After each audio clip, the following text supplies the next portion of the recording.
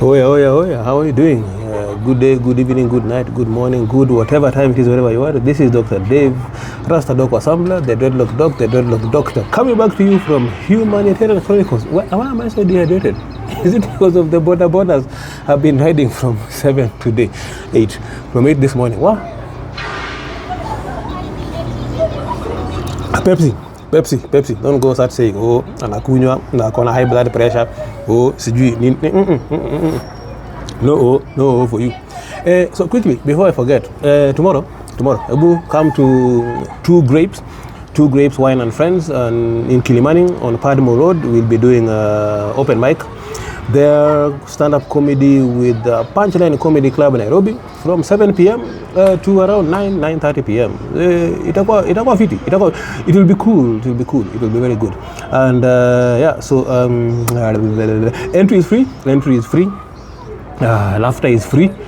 Your drinks and your food is not free. So have that in your blangata is somewhere there in your medullas. So yeah, karibu sana. Kesho Wednesday 25th of March 2026. So it's this year.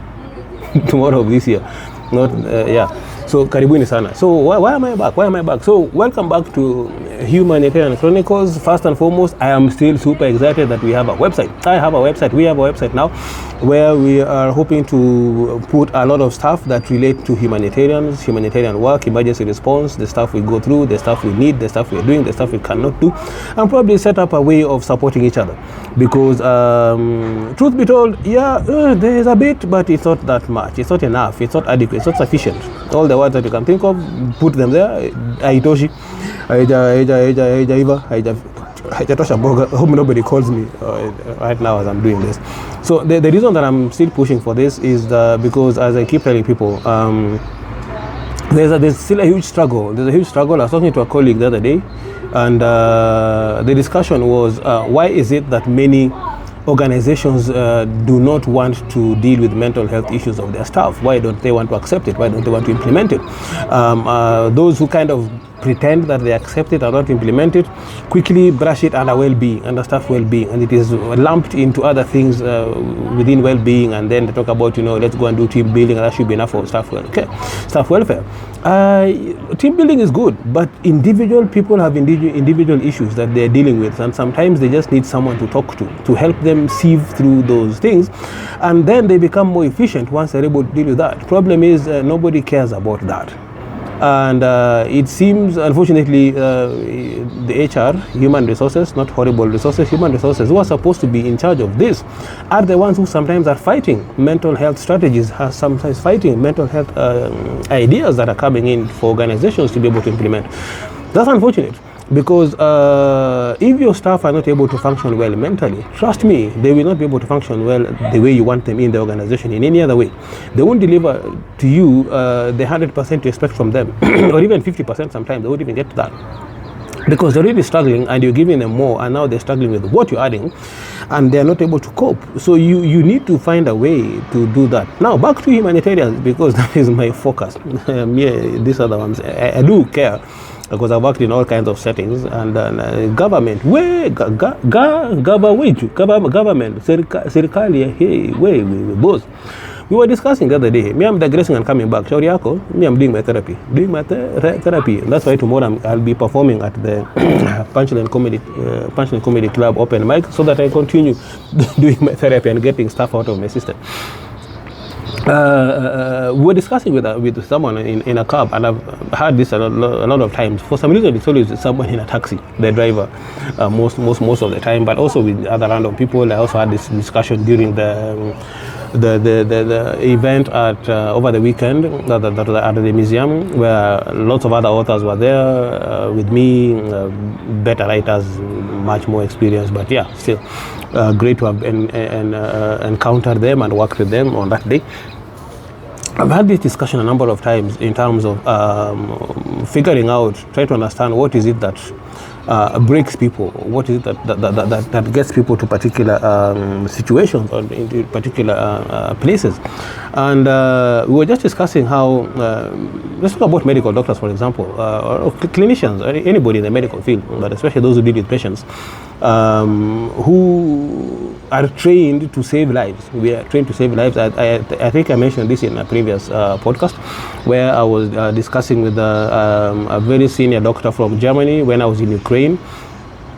And we're discussing palliative care. So palliative care is the kind of care that you provide to a patient in their terminal stages of life, to make their life, their last days of their lives dignified and respectful and as painless as possible.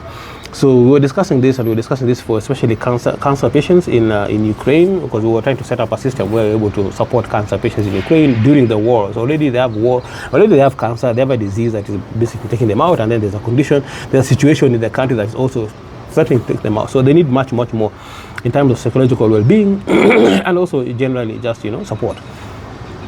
So I was telling this lady, because I was still focused even in this, saying, listen, we need to. Oh, did I say I blame you? Did I say I blame you? Wait, let me show you. When I turn around, you think I've gone and I've forgotten. It is still you. Anyway, so whatever it is, I'm blaming you if I don't know, but I blame you. Say sorry. Say sorry. Okay. Sorry, thank you, you're welcome. Yeah, so so I was saying that the struggle we have as humanitarians, as medical personnel, as clinicians, as people who are out there to help, is that we sometimes cannot fathom the environment in which we find ourselves when we lose a patient. And the question was, how do we make sure that health workers dealing with patients in palliative care are able to cope with these patients, are able to find a way to help them, because there was a lot of resistance from what was coming out. Some research had been done, and this is Europe, where we always do our benchmarking for best standards and quality standards, gold standards. And the discussion was around the fact that there's a lot of resistance by the clinical personnel, especially the senior ones, in terms of getting trained so that they can do palliative care, because it's heavy. Palliative care basically means you failed. You can't do anything anymore. That all your efforts are fruitless. Nothing more can be done. Now that is very daunting for a person who has been trained for many years to save lives. And I'm like, you know what, the struggle for us is that we are trying to, she's a doctor also, of course has gone to PhD and all that kind of stuff. I'm like, the struggle for us is that we are trained to save lives, and then here you are, you're basically treating people whose lives are ending, and there's nothing you can do, and that is a difficult situation to be in. It's difficult for me to look at myself in the mirror and have a meeting with myself and say, you know what, I failed, or I can't do anything more. I mean, when it's terminal, it's terminal. Nothing you can do. It's not about failure per se. Sometimes it is, but it's not about failure per se. It's just that is how it's going to be. We had a discussion many years ago on what are the outcomes of disease, and outcomes of disease are either somebody gets well, it becomes chronic, or the person doesn't get well and passes away. So it's an outcome. It's an outcome, which is reality. All of us, the day you were born, you started dying. That's reality. We will all go one day, but it's a painful reality and something that we don't want to face as human beings. So I'm like, yeah, the reason why we don't want to go through this, the palliative care kind of thing, is because, it means basically we are no longer saving lives. And she's like, you know what? Nobody ever saves lives. We all prolong life. From the day a child is born and you are holding that baby and you're helping that baby breathe and helping that baby stay well and helping that baby grow up into an adult and eventually, treating them whenever they're sick so that they can be well, you're not saving their life. You're just prolonging their life. Everything we ever do is prolonging life. The moment you're born, you start dying. So anything that is being done for you or that you're doing is just to prolong your life longer. So it's sometimes prolonged for more than a day, prolonged for years, prolonged for decades, prolonged for at least, okay, not century, but at least some people have gone for a century at least that we know of. So yeah, that's the reality, and many of us. So the discussion in the cabs and in the event, and that I've had with many other people, is and even yesterday I was having with Mwenda. Mwenda is a very amazing comedian. He's a student in the university. He studied journalism. You should come watch. You should come and watch Louis. Come and watch Louis Mwenda. He's an amazing guy, young guy, but awesome. We had this nice discussion yesterday, just before the workshop started with Punchline Comedy Club. We have a workshop every Monday, just for those of you who might want to come in, go step into comedy or try your hand in comedy, stand-up comedy. We have a workshop every Monday. We do proper classes, like 1.5 hours, like proper classes in acting. And then now we go into groups and we share our ideas for the jokes we want to try out. Wednesday we come back and punch them into the crowd, punchline them. So what was I saying? So we're talking with Mother, and we're just discussing some of the traumas. We're discussing the book. If you don't know, this is the book I am talking about. It's the book I wrote, Broken Souls: Chronicles of a Humanitarian Health Worker. It's on my website. The website is called www.humanitarianchronicles.com. The link is the link is in the details of my TikTok. All my social media have the link right now. You're able to access it. There's a link tree also, you're able to access and see all my socials. So we're discussing what the struggles are, and we're like, you see many doctors who are drinking, or not the doctors, many emergency responders, clinical personnel, military personnel, and otherwise cops and the like, who are in deep alcoholics, and you think they're having fun, and then we look like having fun. During those moments, we look like we're enjoying ourselves and we're misbehaving and doing whatever we're doing. The masks we wear, remember the masks we wear? We wear these masks because that's the only way we can cope. I can't come to you and I'm treating you and I'm crying and talking about my pain, and you need to tell me about your pain so I can figure out how to help you, and I'm also now crying to you, and let's have each other's shoulder to cry on. That's not how it works. I have to put on my mask. I'll cry in the evening, I'll struggle later, I'll struggle over the weekend when you can't see me, and then I come back on Monday and I'm good. Come back in the morning and I'm good. So I was telling the reason why many, not all, but many get into alcoholism and drugs and both, and sometimes unfortunately some take themselves out by suicide, is basically because of the loads of trauma that we go through, the things we see on a daily basis, the patients we lose on a daily basis, the things that we know we could do sometimes and we cannot do. That's why I talked about the government. I mentioned the government earlier on. Right now they may ask those medics that are around you who work in the government, and they'll tell you there are sometimes very simple solutions that could save a life, but they are not able to implement them because the government system has not set those things in place. I worked in Moyale, I told you. I worked in Moyale where we had the oldest, barely functional theater machine. We didn't even have an anesthesia machine. We were doing operations on ketamine. That is so wrong. Just go and figure out. Yes, the patient does sleep, but sleeps for a short time. Meaning you have to keep on pumping more doses of ketamine in small doses so that the patient stays asleep. So you see the finger move, it basically means the patient is feeling something deep in the subconscious, feeling some pain. You need to put them back to sleep so that you continue to treat them. You continue to do the operation. That's how sometimes some of the operations were being done that we had to do, because you couldn't send a patient away and say, we can't treat you. We did everything we could within our power, but there was limited sometimes. The government just has not. Sometimes you're missing basic drugs in a health facility, basic drugs that would have saved a life. It's painful. It's painful because anytime you're meeting a patient, you're treating a patient, there's a connection that is formed. You may want to disconnect as much as you want. We are trained to try and disconnect from the patient. We are trained not to be sympathetic, but to be empathetic, but at the same time to find a disconnect. The twist with that is that sometimes you disconnect so much that you're no longer now looking at that patient as a human being, looking at them as an issue. You've seen shows on TV, these medical shows on TV, where I can't remember which one it was. I think it was not Mrs. Doubtfire. The same actor who did Mrs. Doubtfire, who was in this show, this medical show. Apparently, it was based on a true story. There was this young guy who went into medicine, and then he would challenge the senior doctors, the teachers, the professors when they would come and say, okay, so this is malaria, for example. This is malaria, or this is a patient with malaria. No. She has a name. The doc is like, what do you mean? So what? So what? So she has a name, so what? Because you're so disconnected from the patient, because you don't want to connect with them and like feel what they're going through and go through the pain with them, that sometimes you're completely disconnected from them. And that's a dangerous thing that happens. But at the same time, that connection you have, when you lose them, you lose something in you. Now imagine losing these once a week, twice a week, thrice a week, sometimes many times a week. Ebola response, when we went for Ebola response, I keep telling you, Ebola response, the mortality rate, the death rate was 80%, meaning every 10 patients who walk in or come in or are brought in, 8 of them will not leave. 8 of them will die. That was guaranteed. No matter, it was scientifically proven, no matter what we did, 8 of them would die. So you know, oh, these patients coming in, you're thinking, so is this the one that will die or will survive? Will it survive? Will it die? Will it survive? Will it die? Will it survive? Will it survive? Will it die? And by the time they're done, they go through the process, and yeah, unfortunately, the majority of them would live in body bags. So that's a reality. But that's a painful reality, because it's not because we failed, it's because with Ebola, at least we could justify there was nothing that could have been done more for this patient. That's how the virus is.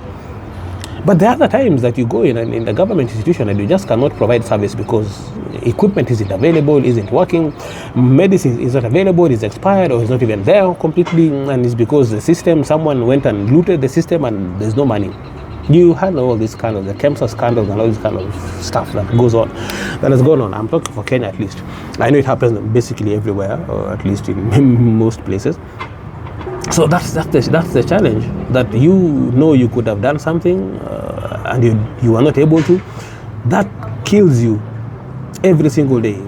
And sometimes then people go to try and numb that pain, try and drown those demons in alcohol or in drugs to slow them down. And unfortunately, it may work while you're blacked out in that moment. Wake up the next morning, you're back at the same spot and you're back with the same issues, and another patient dies or something else happens that you can't cope with. Then you have to go back in the evening and drink some more. Eventually you're drinking during the day or taking drugs in the day to cope with now the daily things that keep happening, and you are no longer able to cope with that. And what happens then? Either you're completely incapacitated or you're now working barely functional, or then some people take themselves out of this life. That is what I am fighting for or against. I'm fighting against a system that does not work. I'm fighting against a mental health system that has policies, good policies, that do not work, that are not being implemented. If they could be implemented in any small way, they would work. I'm not saying it's everywhere that there's nothing, but in many places there is nothing. In many places there is something that is not being done, that is not being used, that is unfunctional. I've worked in big organizations, big. So when I say big, you can imagine, just guess out of the many that I'm talking that could be in the world, which is big, like big. And they have psychologists, they have counselors, they have therapists in the organization who are supposed to support the staff in the organization. Guess what? You go knock the door to this gentleman or this lady to seek help when you're struggling, and they're not there. They're in a conference somewhere. They're doing a good thing. I wonder for whom. They're in a conference somewhere, training somebody in a conference somewhere, being trained again on something else that they should come and do. So they're not in the office being trained on another thing. Even the thing they were trained on before, they can't implement because they're not there. So who helps us when we need it? That is the question that I keep asking. For the last 12 years, minimum 12 years. I would say for the last 22 years, because I've been a doctor for 22 years, practicing for 22 years.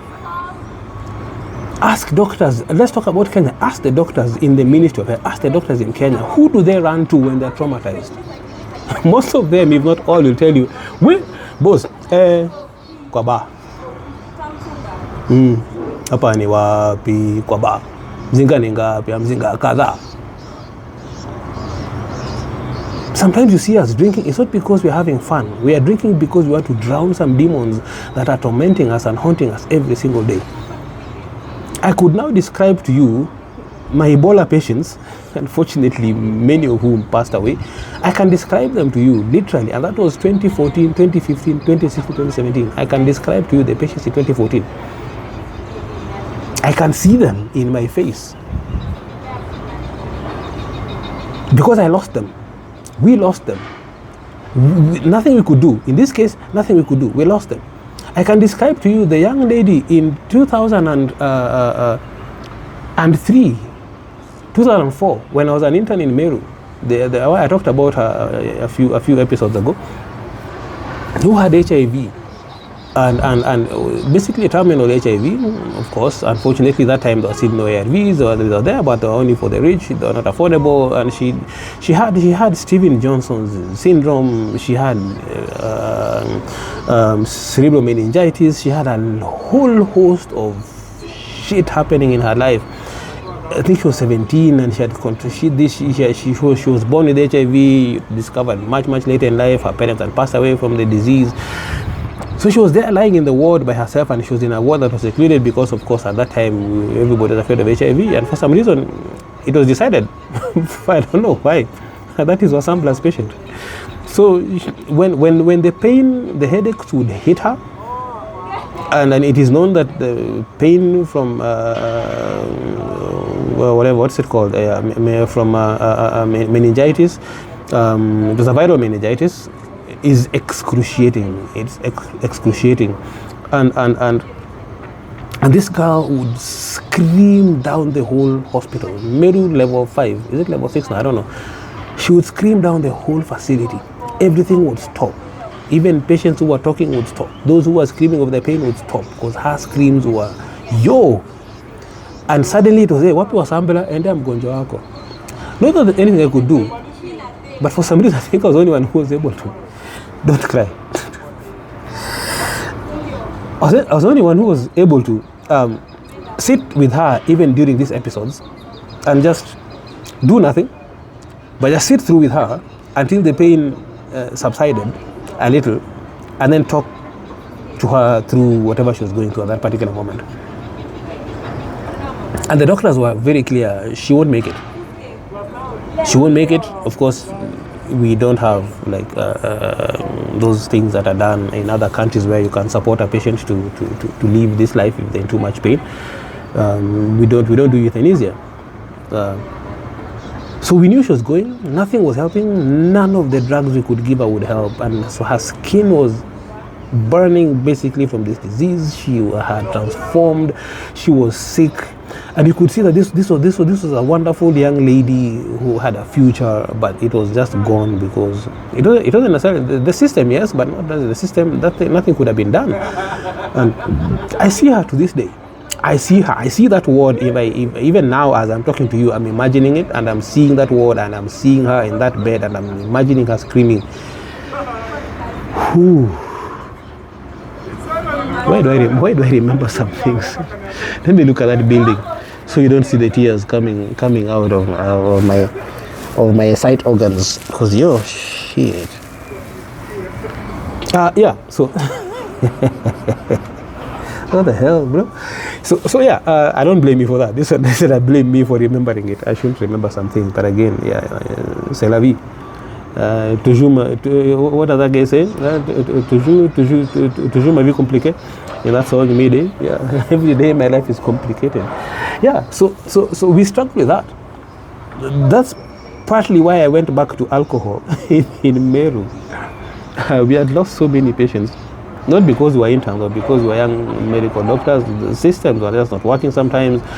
Patients would sometimes just come late in the illness, in the disease progression, and then nothing could be done. But of course, you're doing your best because you've been trained to do your best. You've been trained to save a life. You've been trained to give everything you can for this patient. Then they don't make it, and they don't make it. They have a connection, and you're like, what the hell, bro? Or it's a baby who's just been born and they have this disease or whatever happened, and then nothing.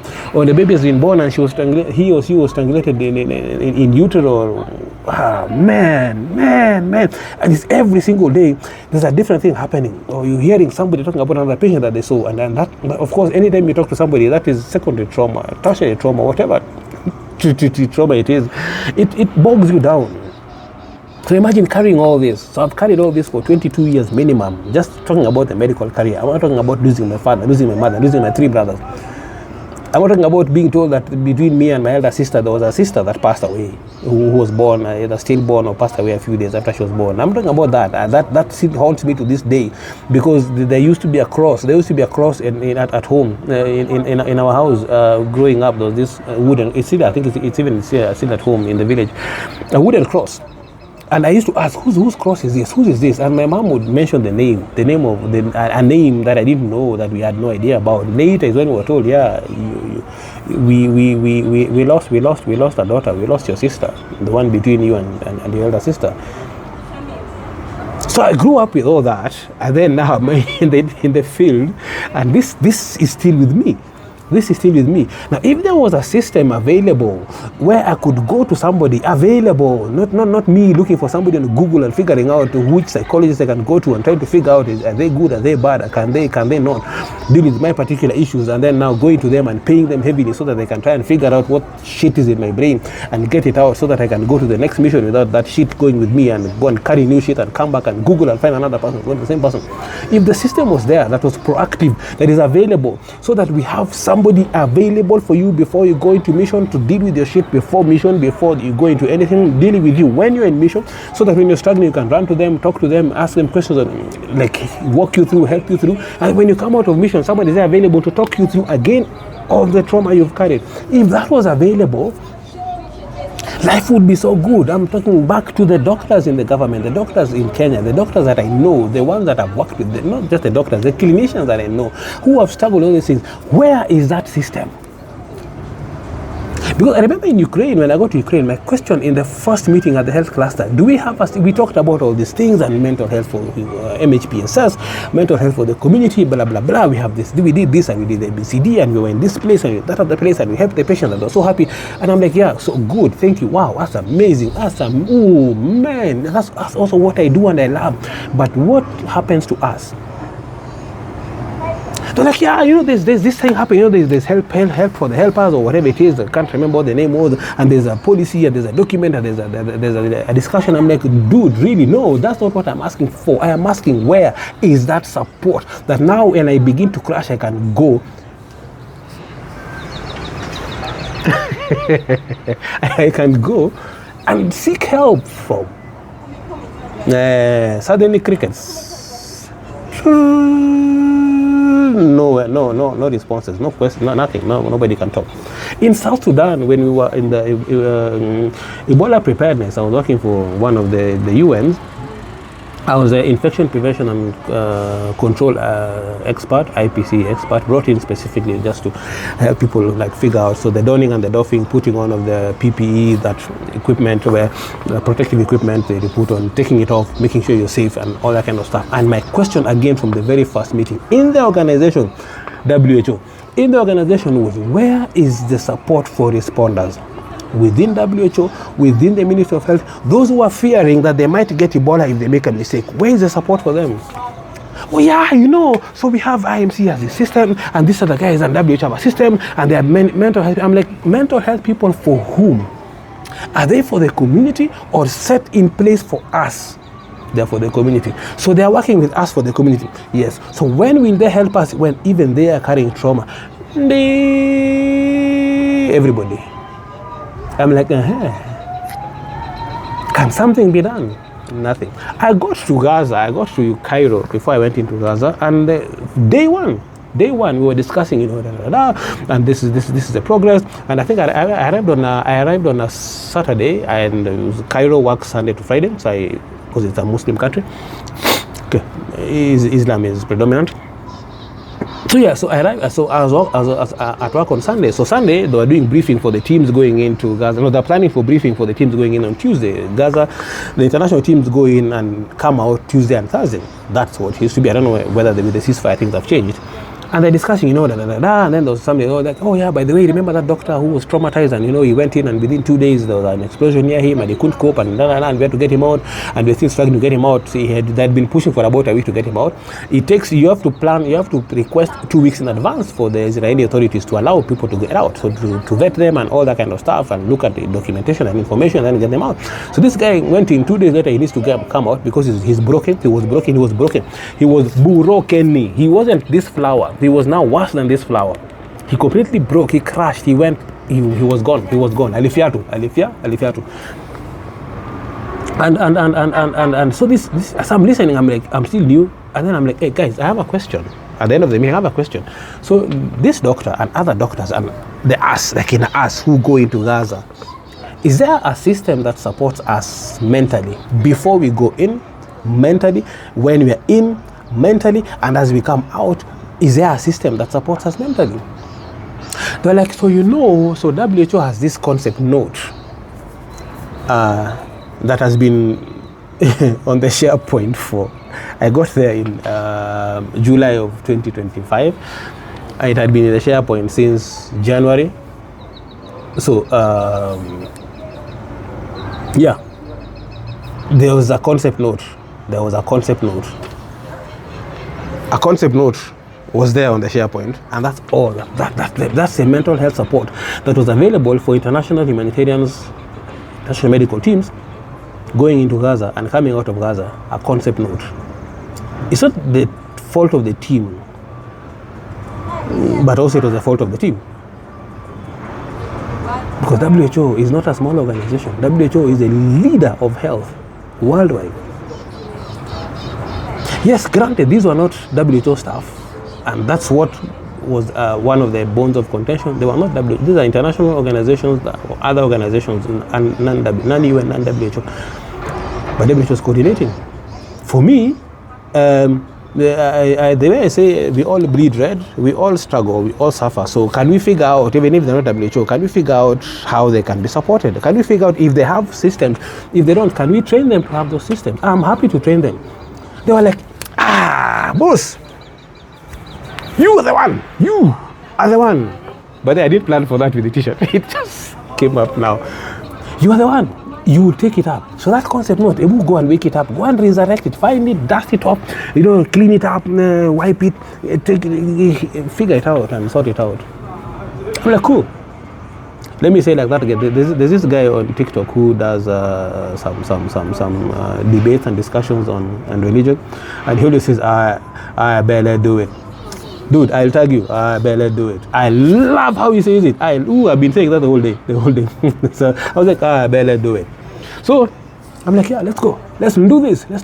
So they gave me the task. I went and sieved through the concept notes.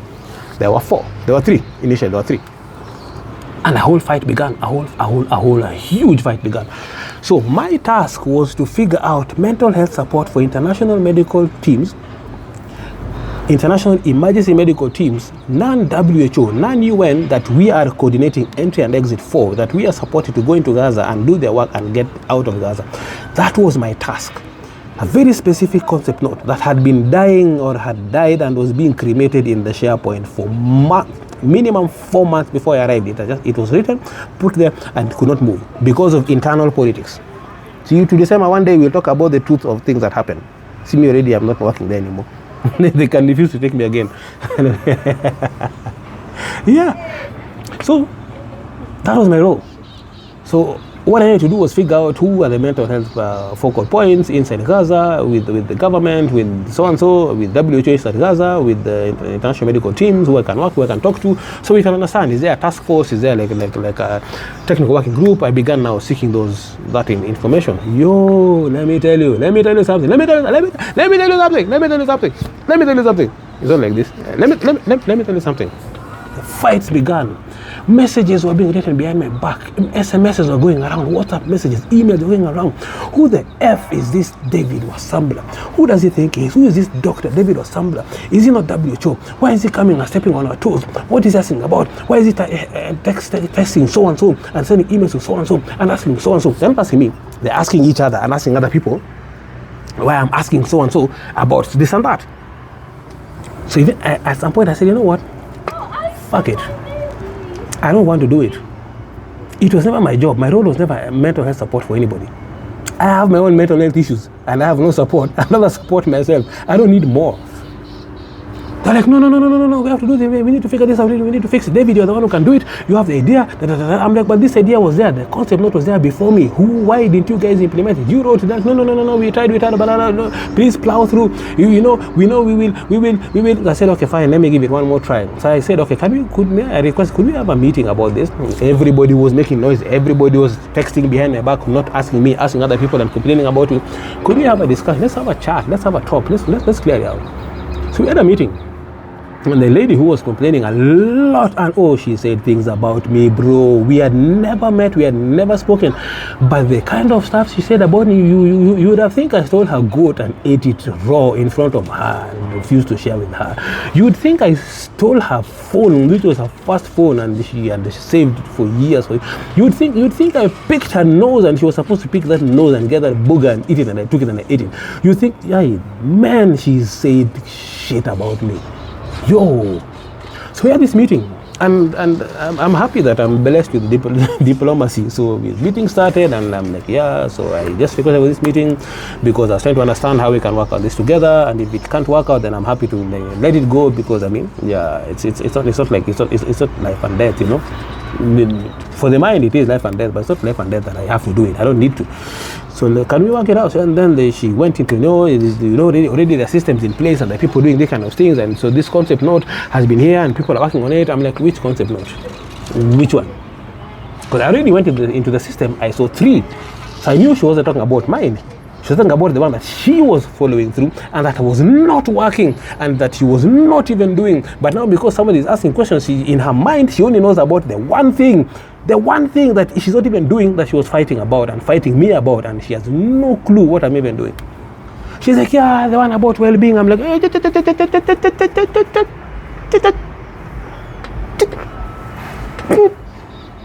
hold up, wait a minute. That one, I'm not touching it. She's like, what? I'm not, but it's not the only one. But it's the one, it is not the only. Wait, let me, wacha nikupeleke na ring, nikupeleke masa, wacha nikupeleke morio, wacha nikutulia nyi, wacha nikupeleke na ring. Bulanda, huja na uene, tulia modiste. She's like, okay, so what are you talking about? I'm like, there are 3 concept notes in the system. One is the one you are talking about, that is about mental health support and well-being in general for WHO staff. I am not touching that one. That one is yours. Chukua, kula, meza, tavuna, hala. Do what you want. I do not want it. She's like, okay. And the other one, number 2. Number 2 is a concept note that is being put in place for the community, bringing in psychologists, therapists, whatever, for the community through this particular organization that is supposed to be coming in to do mental health support, that already has failed, that she was supposed to be running, that she was not running, that was not working. I'm like, so this is the second one. I am not touching that one. That one, take it. Mumunya, tafuna, meza, hara. I am not touching that one.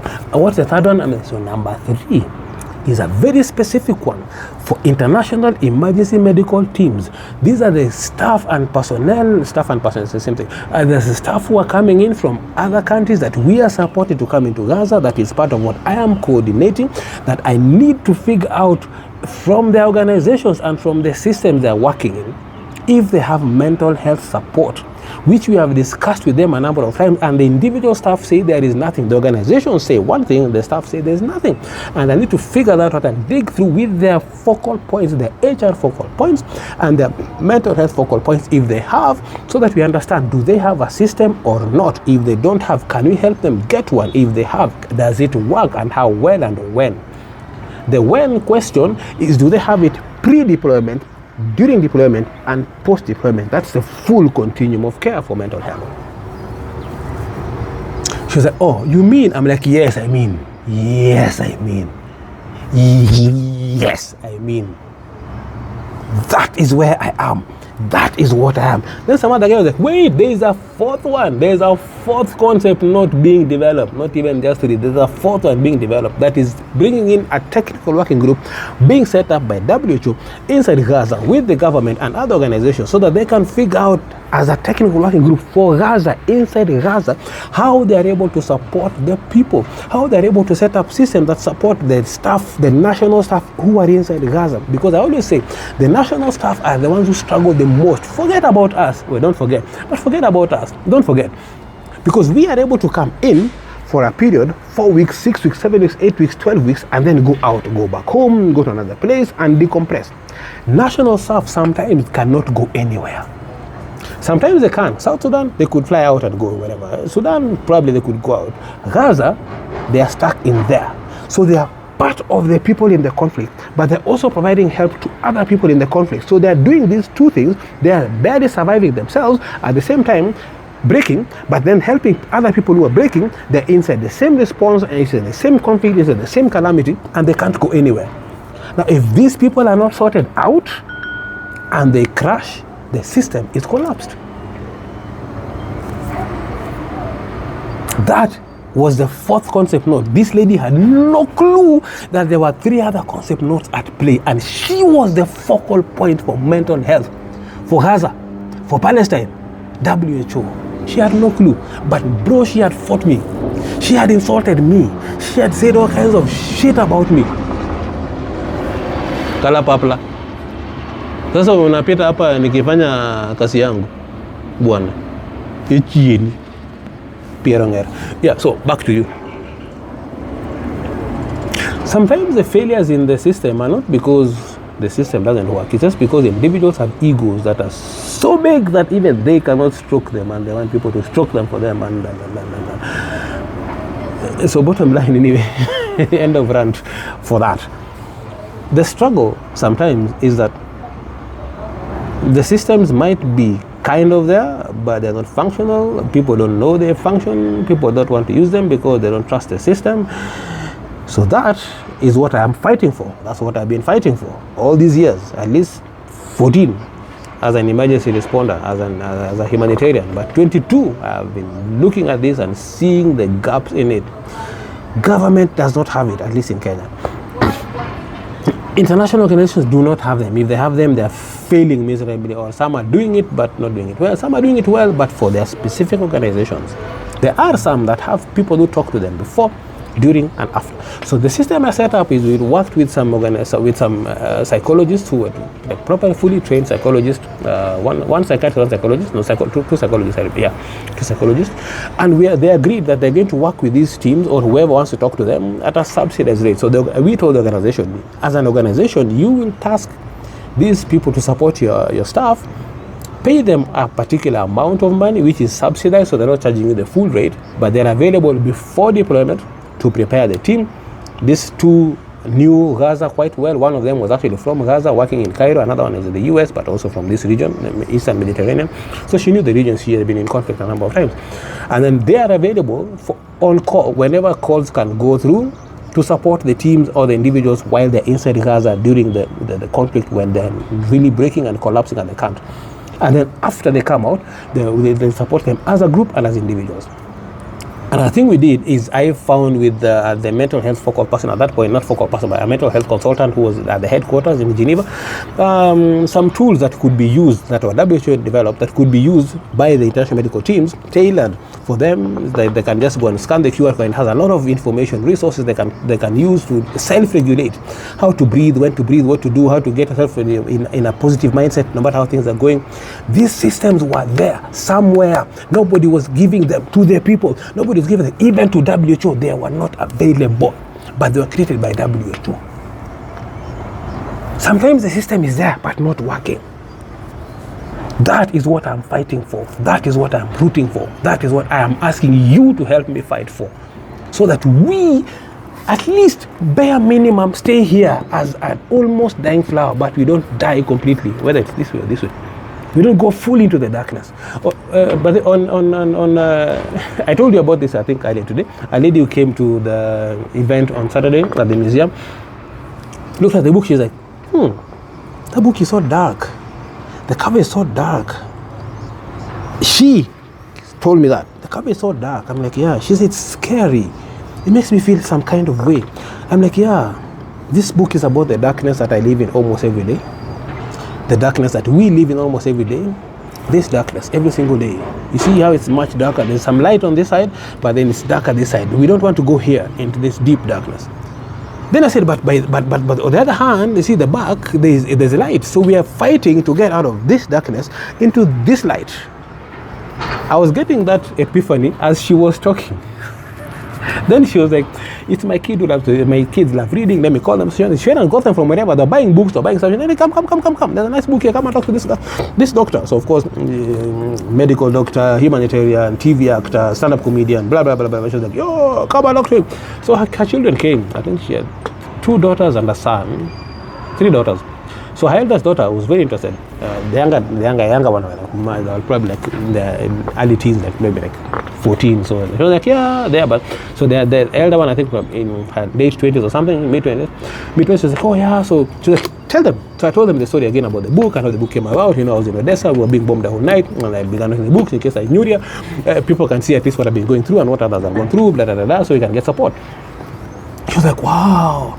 Then I'm like, yeah. And you see the darkness in front of the book, the black color. And the mom was like, yeah, that book is so dark. I'm like, yeah, so the book, the cover is dark because of the darkness that we live through every day. The darkness that we have to fight every day. And we have to wear this mask so that this darkness can't come out of us and into the patients and into the people we're serving. But then there's a light at the end of the tunnel. So we are fighting to get to the light. She's like, wow. Yo, I'm like, it's your mom who told me all that. She was like, what? I'm like, yeah, it's your mom who talked about the darkness of the cover. I didn't even notice. We just created this with the Shadrach House of Wealth Publishers. We created this cover. There was no intention. There was no thought process through the darkness and the light. It wasn't there. That was never there. This one just came the other day from this. Mom, thank you so much. Now I can use it and sound very wise. She was like, yo, I'm like, hey, that's your mom's idea. She just told me now, and I'm like, yo, that sounds clever. She's like, it sounded like it was thought through it. It was not. It's her mom who came with it. But that's what she saw. The moment she asked, yo, that's so dark. Is that what you go? I'm like, yeah, that's that. And literally, that is exactly where sometimes my mindset is. That's sometimes where I am. Mentally, in a dark place. In a dark place. But then we are hoping that we can get into a light place. So in a dark place, and then we go into life and hope to eventually all the light gets us to this light place. Where there's light at the end of the tunnel. Where we can cope. So, how do I get out of my dark places? I have comedy. I can do stand-up comedy tomorrow, Wednesday, 25th of March 2026, 7 p.m. We will be at Two Grapes Wine and Friends, Kilimani, Padmo Road, from 7 p.m. as I said, up to 9:30 p.m. Doing comedy, that's part of my therapy. I go talk about my stuff. The people think, actually, you people, if you're watching and you've been at the shows, you think I'm actually creating a script. I'm telling you my life stories in small snippets. Some of them are here, some of them are just in my life that I haven't put in the book yet, or I can't put in the book, or I won't put in the book. That's my life story. So when you're laughing, you're laughing at me. Yo, so, how else do I cope? So on Friday, this Friday, 27, 6:30 p.m., I will be in Nyeri. Murima. I keep saying Murima. Mumeguso. Murima. So I'll be in Nyeri with Inspire Coffee and Poetry at the Coffee and Poetry event, 6:30 p.m. 27th of this month, March 2026. It's a monthly event. This is the 37th edition of Coffee and Poetry. I'll be there at Lone Bull Arcade. With Emily Mwangi, the traveling librarian. I believe Kimani will be there, Ride for Hope. There's a wonderful rider who rides for children with cancer and people with cancer. Kagweria Murungi, who rides for education also, will be joining probably online from Turkana. Usitu Turkane, kini utajoin, sindio? Kagweria, Mama Kerat, utamukalize online. Sawa kabisa. And many other people will be there. I believe many other people will be there, I hope. So yeah, we'll be there. We'll see you there. Talk about how I cope with some of this thing, how I get from the darkness to the light. On Saturday, 28th of March, 2026, morning from 9 a.m., we'll be at Don Bosco in Karen. Again, I am privileged and humbled that I will be there talking in the walk and talk against suicide. So again, we talk about how I get out of darkness and try to find the light. So I am privileged and I'm lucky that I'm able to find ways to cope and get out of the darkness into the light. I do comedy, I write books, I write scripts. Many of the scripts I'm doing now, many of the skits I'm doing now, many of the stuff I'm doing now on stage, I prepared them as they were happening to me. There's a joke I'll be doing at some point about Ukraine, about the bombing. I think I did it. I haven't done it yet. I haven't done it yet. I'll do it sometime soon. I have a lot of jokes or content for comedy which I wrote just after an incident happened, right after it happened, right after a bombing, right after a night of bombing, right after a missile landed and we survived it. I have that is the content I'm working with and working on, but a lot of it I wrote many years ago, 2, 3, 4 years ago, when things were happening, and now I'm releasing them because this is when I have some little time. So I'm able to cope.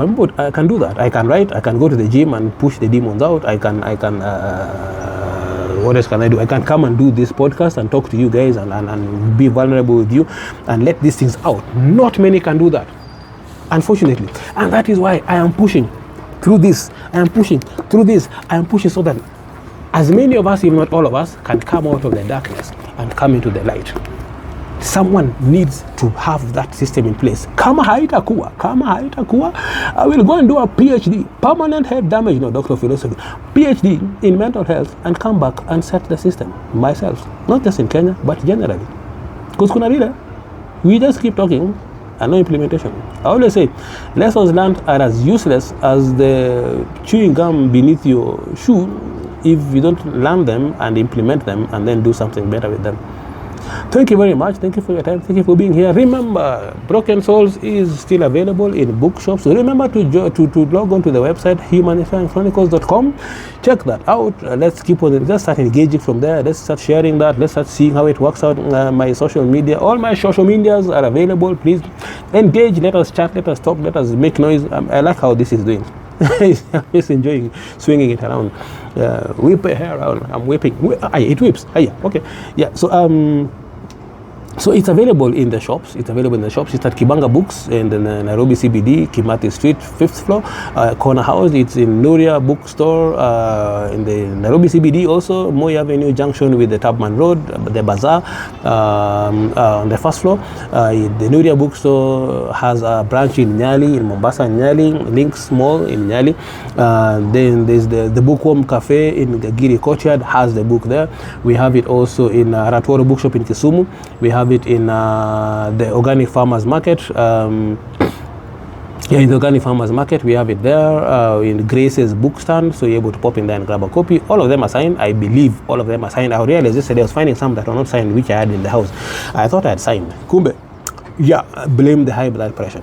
We should be having it in Carol's Bookshop. Let me see. Let me just confirm that is the correct name. Carol's Bookshop. I've been engaging with a lady called Carol. She has a bookshop. It's an online platform where you kind of like our own Carol Bookshop, like our own Amazon.com. So yeah, actually Carol Bookstore.